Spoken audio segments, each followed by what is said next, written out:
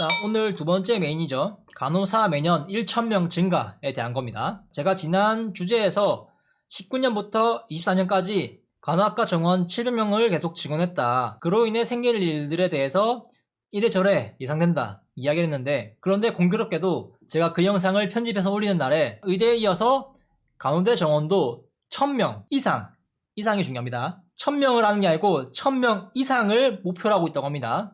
그리고 이거를 11월 초에 결론 짓는다는 기사를 봤어요. 아니, 지금 700명도 부족해서 1000명이나 늘리자 하고 있는 거죠.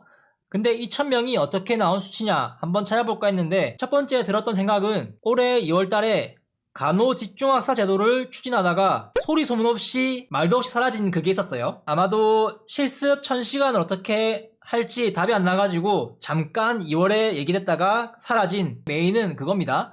2년 만에 간호사가 된다. 근데 이거 얘기가 나오면서 했던 이야기가 뭐냐면은, 이거를 하게 되었을 때 매년 1,000에서 2,000명의 간호사를 추가로 배출할 수 있다.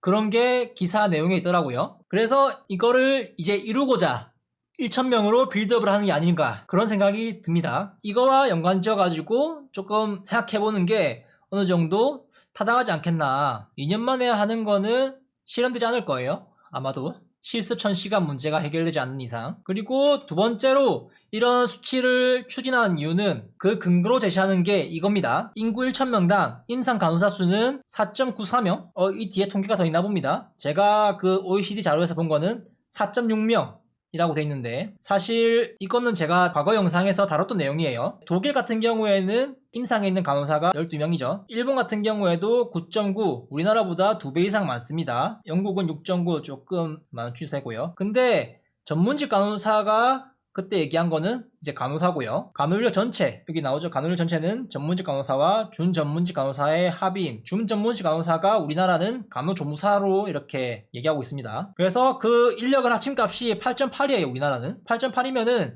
그렇게 적은 것도 아니죠. 영국과 비교했을 때 8.7, 영국과도 큰 차이가 없죠. 간호사가 부족하다는 것을 얘기하기 위해서 간호조무사 수치는 딱 빼고 간호사가 부족하다는 얘기를 하는 거죠. 4.6만 제시해가지고. 그래요. 사실은 간호 인력은 부족하지 않은 게 맞기는 해요.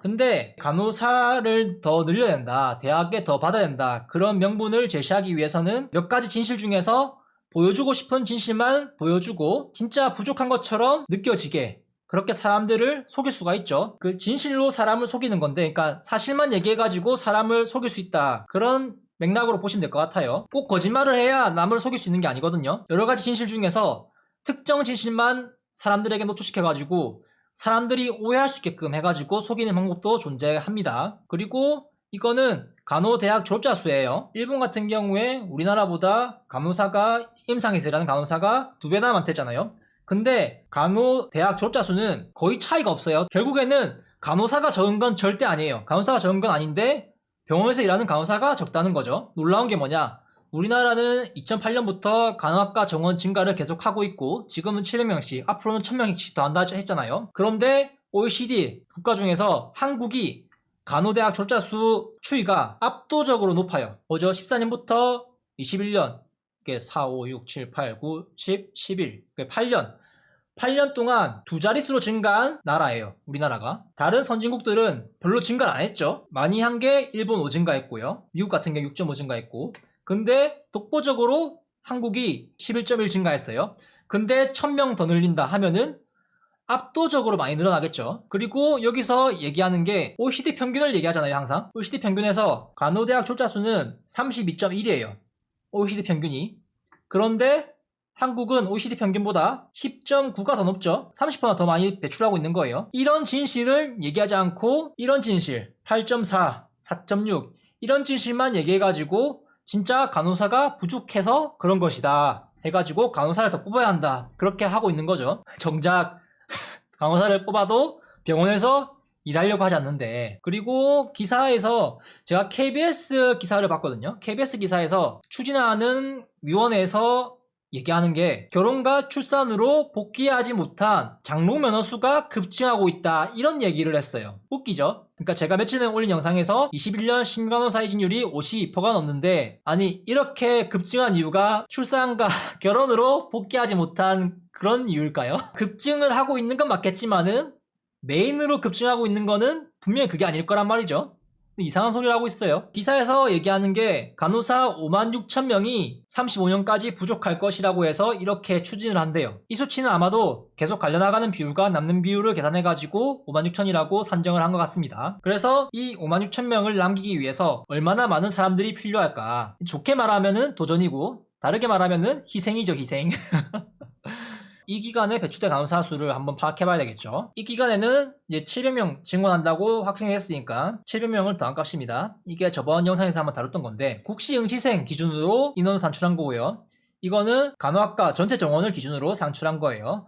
24년은 약 3만 명이에요. 3만 명 딱 떨어지는 거 아니고 2만 9천 몇백 명이에요. 편의상 3만이라고 했어요. 기사들에서도 약 3만 명이라고 얘기하니까 만약에 1,000명 이상인데 1,000명을 증원한다 치면은 앞으로는 점점 더 이렇게 늘겠죠. 간호학과 입학 정원이. 근데 이제 국시, 응시 기준으로 늘려보면은 이때부터 이제 1,000명 더해가지고 이렇게 늘어나겠죠. 뭐 기준을 어떻게 생각하는 거는 보는 시청자분들의 마음이겠지만 일단 정원은 이렇게 산출할 수 있다는 거. 그렇게 되면은 지금 간호사 수랑 35년에 있을 간호사 수를 빼면은 배출된 간호사들이 나오겠죠. 변수들은 여러 가지가 있어요. 국가고시 합격자가 최근에 나온 게 97%라고 하더라고요. 뭐 그렇게 중요한 거는 아니라고 생각을 해요. 어차피 크게 의미가 없는 부분이라 생각되기 때문에. 뉴스에서 이런 얘기도 했어요. 복지부에 따르면은 간호대 신입생은 2018년 19,683명에서 22년 22,483명으로 늘었다. 근데 이제 이 뉴스들에서 정원외를 빼고 정원내 입학생 수만 메인으로 얘기를 해요. 이게 무슨 얘기냐면은 정원외까지 합치면은 3만 명까지 되잖아요. 아니 3만 명도 많은데 1,000명씩 더 한다고 하면은 분명히 비판이 더 있을 거예요. 그런데 정원외를 제외하고 22,000명, 23,000명 정원내 학생만 이렇게 제시를 하면은 조금 늘릴 필요가 있을 것 같다는 생각을 할지도 모르거든요. 그렇기 때문에 정원외를 제외한 정원내 학생들만 데이터로 제시하는 그런 교묘한 부분도 좀 있는 것 같았습니다. 기사를 찾아보니까. 일단은 이거는 정원외까지 다 합친 수입니다. 정원외도 계속 늘고 있어요. 2018년에는 정원외 입학수가 5,077명인데 2022년에는 정원외가 5,819명으로 많이 늘었거든요. 근데 일단은 그냥 6,000명으로 고정하고 정원외만 1,000명씩 증가한 것으로 감안해가지고 했어요. 정원외도 아마 계속 늘 거예요. 더 늘겠죠. 그러니까 정원외 같은 경우에는 편입하는 그런 비율도 많고요. 특별 전형 그런 것도 있습니다. 일단은 앞서 이야기한 대로 최상의 상황 모두가 정원 미달 없이 다 입학하고 한다는 가정을 했을 때 35년까지 간호사 37만 2천 명이 배출될 거예요. 해외 간호사요. 해외 간호사도 제가 잠깐 얘기할 겁니다. 좀 이따가. 배출된 간호사가 37만이고 간호학과 학생은 16만이 더 있겠죠. 그래서 이 인원이 필요하기 위해서 이만큼 배출하고 16만 명을 더 대기시켜야 된다. 아니 진짜 기적의 계산법이지 않나요? 37만에 56,000이면은 이거는 15%거든요. 15%. 15%를 남기기 위해서 37만을 배출해야 된다. 그러니까 12년간 37만 2천 명을 배출할 예정인데 지금 있을 사람들 중에서 이탈할 비율하고 앞으로 37만 명이 나오면서 그만둘 사람하고 다 계산한 게 15%밖에 안 남는다. 그런 계산인 건가요? 모르겠네요. 맞나 싶어요, 이게. 이게 제가 생각하기에는 어떤 비유가 적절할 것 같냐면은 이거예요. 저기 친구야, 내가 5만원이 지금 필요한데 40만원만 빌려줄 수 있니? 친구 입장에서 뭐지 싶겠죠. 제 부모님이라면은 우리 아들 35만원이 말 못할 사정이 있구나 하면서 부모님 같은 경우에는 줄 수도 있겠죠. 물론 그런 일이 없을 거라 생각이 되지만 근데 만약에 은행에 간다면 어떻게 될까요? 은행에 간다면 은행에서 5만원 빌리는 건 좀 그러니까 이제 좀 단위를 높여가지고 저 500만원이 지금 필요한데 4천만원만 대출받을 수 있습니까? 이러면 어떻게 돼요? 인생 헬 모드 가는 거죠. 이자 감당하기 어렵거든요. 이런 리스크가 있으면은 정말 필요한 만큼 이제 여윳돈 정도로 최소한 마지노선 해가지고 500만원 빌리던지 아니면 조금 여유있게 뭐 700, 800 아니면은 1,000 빌리는 그런 전략을 할 수도 있겠죠. 근데 500만원 빌리고자 4천만원 대출을 실행한다? 그건 미친 짓이에요. 이제 그런데 지금은 어때요? 저렇게 뽑아놔도 자기들이 지는 리스크가 하나도 없으니까 저렇게 막 얘기하는 겁니다. 오히려 간호사들이 과포화된 인력시장에 이제 피 튀기는 경쟁을 해야 되는 악순환이 계속되더라도 본인들은 당사자들이 아니니까 그냥 막 얘기하는 거죠. 결국에는 이해관계에 얽혀있는 대학들은 등록금 장사 잘 되고 학위 장사 잘 되고 매년 1조 원 이상의 사업 모델이 앞으로 더 늘어날 거고 사업 규모가 등록금을 올린다면은 뭐 기하급수적으로 늘어나겠죠. 병원은 더욱이 쉽고 싸게 인력을 뽑을 수 있을 것이고 또한 상위권 대학의 정원들은 늘어날 거니까 병원 입장에서는 이전보다 싸면서 쉽게 고스펙의 인력을 쓸 수 있겠죠. 결국에는 이제 지잡대 나온 간호사들은 취업길이 막히는 겁니다.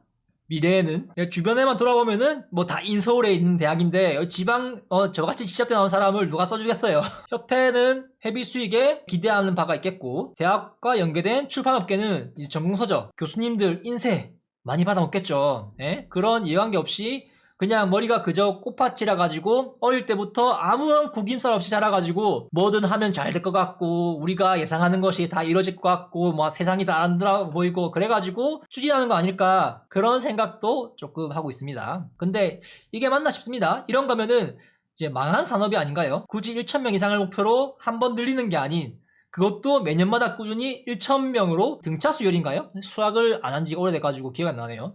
그래서 꾸준히 이렇게 늘리고 있는 이유가 도대체 뭔지 모르겠습니다. 진짜 돈하고 연관되어 지어가지고 생각을 안 하면은 왜 저러는지 모르겠어요. 진짜 간호사 인력이 어디에 부족한지 얼마나 부족한지 제대로 파악도 안 하고 그냥 뭉뚱그려서 얘기하고 있고 자꾸 우려먹는 것 같지만은 대형 병원은 신규 입사자 채용 인원을 대폭 지금 줄인 상태이고 지금 여러 인력 시장에서도 신규보다 경력직을 선호한다. 그래서 신규들이 별로 이렇게 취업하기가 힘들다. 그런 얘기들이 지금 나오고 있는데 뭐 경력 있는 신입 해가지고 그런 얘기도 있잖아요. 일단 병원이 간호사를 그렇게 고용하고 싶어 하지 않는데 웨이팅을 해가지고 줄 세워서 나가는 사람 자리 메꾸는 건 봐도 병원이 간호사를 쓰고 싶어 하는데 다 쓰고 싶어 하지 않는다. 자기들이 필요한 만큼은 쓰려고 한다. 웨이팅 봐도 답이 나오잖아요. 근데 저렇게 뽑아나면은 병원이 과연 고용을 해줄까? 그런 고민을 해봐야 되는 거죠. 간호사가 필요하다면 도대체 웨이팅을 왜 하고 있으며 병원에서 간호사들이 자기들이 정한 기준, 그 인력 기준에